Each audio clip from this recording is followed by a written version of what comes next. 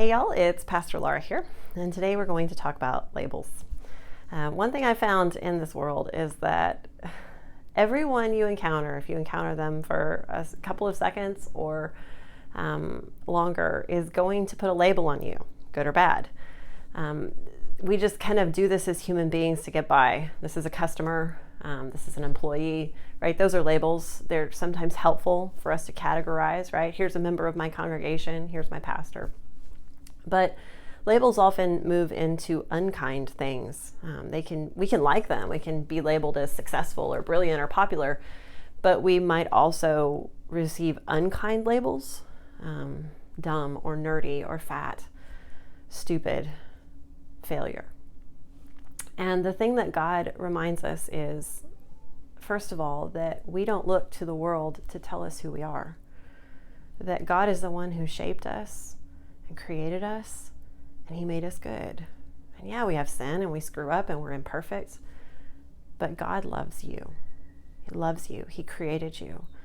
And so the first thing that we are taught as believers is that we don't look to the world to tell us who we are, right? All this can come off because this is not what God says. And then we look to God and say, okay, God, well, who do you say that I am?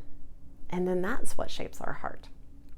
And then the second thing that this reminds me is, as believers, we need to constantly be working to overcome any barrier that our labeling of another person is creating, especially among believers, that we are in a congregation, a community of faith, wherever we find ourselves, with people who are going to have a different label than us, right? First of all, we're getting rid of that. But second, we're like, oh, you just see the world differently.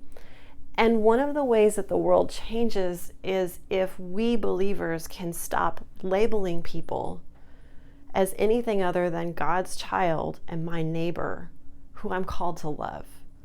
And maybe you see things differently than me. You're gonna encounter that, right? But now it's up to me to not just label you and stick you off to the side, but to say, okay, well, we both believe in the same Jesus.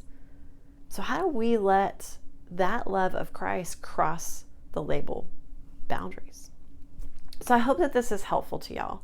I hope that this helps you know your own worth outside the labels that other people might want to stick on you. And then I hope that it's a call of God to move beyond labeling other people, to actually seeing them as neighbors and as fellow children of our one God who deserve to be loved and to be just met in that open space of just like, okay, you're a believer and I'm a believer, and maybe we see things differently, but man, we both love God. I hope that helps this week.